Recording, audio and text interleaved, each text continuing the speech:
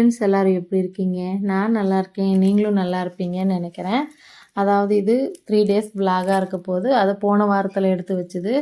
நான் வந்து 3 டேஸ் விலாக்லேயே வந்து பாதி பிரிச்சுட்டு போட்டுட்டேன்.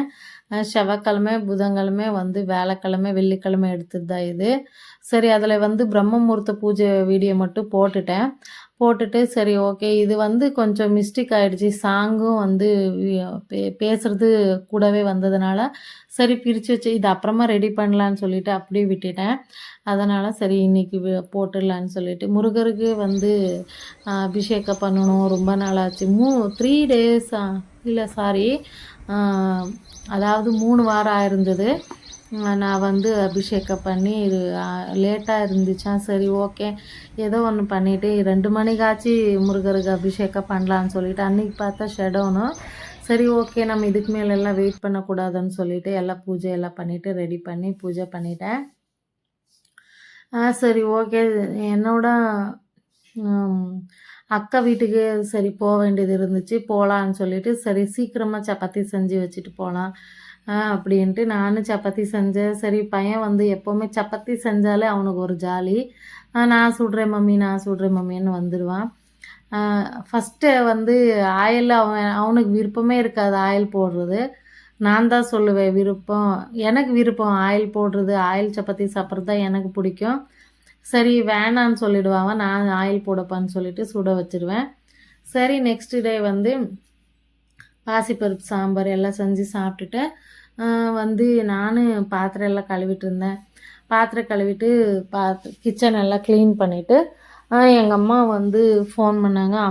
அம்மா கிட்டே சொல்லிகிட்டு இருந்தேன், நான் கோயிலுக்கு போயிட்டு டயர்டாக இருக்கமா, ரொம்ப கஷ்டமாக இருக்குது, வேலை செய்ய முடியல. எனக்கு மந்திராலய கோயிலையே 2-3 கோயில் விட்டுட்டு வந்தது ஒரு ஃபீலிங் இருந்தது. அதுக்கப்புறம் எங்கள் அம்மா கிட்டே சொல்லிவிட்டு வரியாம்மா இருந்துச்சு. அம்மா இப்போ தான் நான் கோயிலுக்கு போயிட்டு வந்திருக்கேன், நீங்களே வாங்கன்னு சொல்லியிருந்தேன். சரி அம்மா அக்கா வந்தால் வருவாங்கன்னு சொல்லிவிட்டு சரி நம்ம பார்க்கலாம், வந்தால் வரட்டும், என்ன பண்ணுறதுன்னு சொல்லி அதுக்கப்புறம் அந்த மேட்ரு அங்கே எங்கள் அம்மாவுக்கு ஆசை தான் வரணுன்ட்டு. அம்மாவுக்கு இப்போ கொஞ்சம் பஸ் ஏற முடியறதில்ல. சரி நான் அது முடிஞ்சிட்டு ஒரு வீட்டுக்கு பின்னாடி நான் சும்மா தான் போனேன். போனால் ஒரு அண்ணா ஒரு பாப்பா கேட்டுச்சு. அவங்க என்னோட சின்னவங்க. என்ன கேட்டாங்கன்னா, அக்கா ரூம் இருக்கா அப்படின்னு கேட்டாங்க. இருக்குன்னு சொல்லிட்டேன். சரி ஓகே, எங்களுக்கு வேணும், ஒருத்தர் கேட்டிருக்காங்கன்னு கேட்டாங்க. சரி ஓகே இருக்குன்னு சொல்லிவிட்டு நம்பர் கொடுத்துட்டு வந்துட்டோம். வந்தால் திடீர்னு வீடு வேணுக்கான்னு கேட்டாங்க. சரி பெயிண்ட் அடிக்கணுமே, அடிக்கலான்னு சொல்லிட்டோம். சரி பெயிண்ட்ரு அவங்க எல்லாம் வர்றதுக்காக மாமா என்ன பண்ணாங்க, பெயிண்ட் எல்லாம் எடுத்துகிட்டு வச்சாங்க. பெயிண்ட்ரு வரல. பெயிண்ட் எல்லாம் எடுத்துகிட்டு வந்தோம், வரல அவங்க. எவ்வளோ எடுக்கிறது என்ன ஏதுன்னு. சரி பக்கத்து வீட்டில் ஒரு புதுசாக வீடு கட்டினாங்க இல்லையா, அவங்க என்னோடய ஹஸ்பண்டுக்கு கொஞ்சம் தூரத்து சொந்தந்தான். அந்த அண்ணன் பாவம் ஹெல்ப் பண்ணாங்க. என்ன பண்ணாங்கன்னா, அவங்களுக்கு வீட்டுக்கு பெயிண்ட் அடிக்க வந்தவங்கள பிடிச்சி ஞாயிற்றுக்கிழமையே அடித்து கொடுங்க, அவங்களுக்கு அர்ஜென்ட்டாக வேணும்னு சொல்லிட்டு அடித்தாங்க. அந்த வீடியோ நான் நெக்ஸ்ட் விலாகில் போடுறேன். சரி நானும் அதுக்கப்புறம் ஸ்டவ் எல்லாம் க்ளீன் பண்ணிவிட்டு நான் துணி எல்லாம் சமைச்சிட்ருக்கும் போதே நான் துணி யூஸ் பண்ண மாட்டேன். எனக்கு அது பழக்கம் இல்லை. நான் எப்போவுமே கட்டிங் பிளேயர்னு தான் நான் அதுக்கு பேர் வச்சுருக்கேன். பாத்திரம் பிடிக்கிறது தான் அது அது கிச்சன் க்ளீன் பண்ணதுக்கப்புறம் இப்படி ஒரு லுக்கு இருக்கும் நம்ம வீட்டில். எந்த பாத்திரம் இல்லாமல் இருந்தால் நீட்டாக இருக்கும். அந்த கபோர்டு மட்டும்தான் ரெடி பண்ணிக்கணும். மந்திராலய கோயிலுக்கு போயிட்டு வந்தது ட்ரெஸ் எல்லாம் நிறைய இருந்துச்சு. தம்பி மட்டுமே மேலே போய் எடுத்துகிட்டு வந்ததுனால ஒரு ஜாலிக்கு என் பையனை கொஞ்சிக்கிட்டு இருந்தேன்.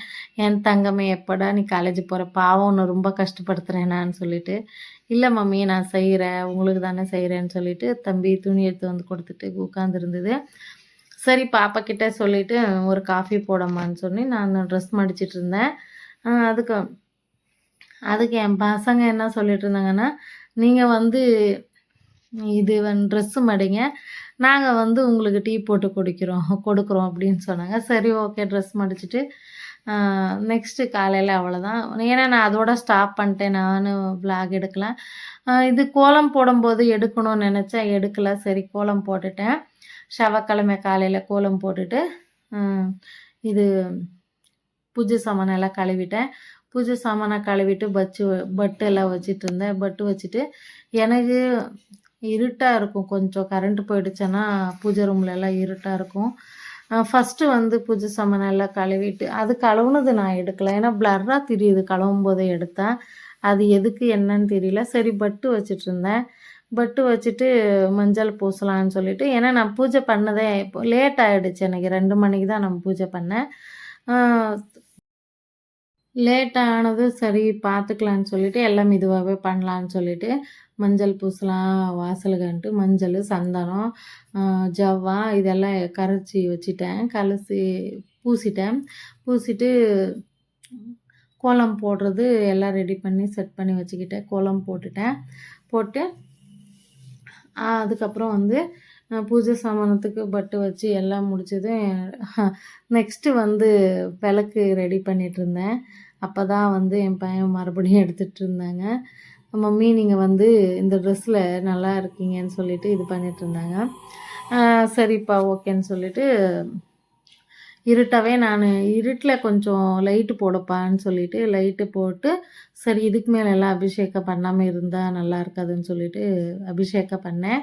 அபிஷேகம் பண்ணி வெற்றிலை விளக்கு ஏற்றிட்டு, எனக்கு வந்து இப்போ தான் ரீசெண்டாக நான் வெற்றிலை விளக்கு ஏற்றிட்டுருக்கேன். அதுக்கு முன்னாடியெல்லாம் நான் ஏற்றுனது கிடையாது வீட்டில்.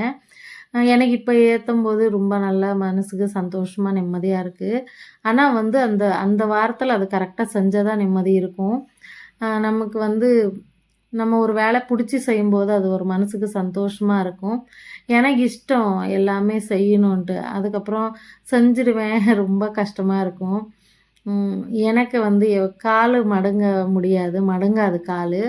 அதனால தான் நான் கால் நீட்டிட்டு தான் சாமியே காலில் அடிப்பேன். அதுக்கப்புறம் அவங்களே வந்து தொட்டு கும்பிட்டு நான் பூஜை பண்ணிவிடுவேன்.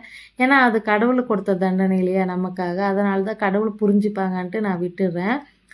அதுக்கப்புறம் லாஸ்ட்டாக நான் கும்பிட்டு தோப்பு கரணை போடுவேன் எப்போவுமே வீட்டில். அதுதான் என்னோடய பழக்கம். சரி ஓகே முருகர் கோயிலுக்கு போயிட்டு வரலான்னு சொல்லிட்டு போயிட்டு வந்துட்டோம். நைட்டு சும்மா நல்லா சந்தோஷமாக நிம்மதியாக இருந்துச்சு. யாருமே இல்லை, நாம் தான் நல்லா கும்பிட்டு வந்துட்டோம். அவ்வளோதான். என்ன சொல்ல வரேன்னா, முருகர் கோயிலுக்கு போனால் ஒரு மனசுக்கு நிம்மதி சந்தோஷமாக இருக்கும். பிடிச்சிருந்தா லைக் பண்ணுங்கள், ஷேர் பண்ணுங்கள், சப்ஸ்கிரைப் பண்ணி பாருங்கள். புதுசாக பார்க்குறவங்க சப்ஸ்கிரைப் பண்ணுங்கள். எனக்கு வந்து ரொம்ப சந்தோஷமாக இருக்குது முருகர் கோயிலுக்கு போகிறது. Thank you friends, thank you so much.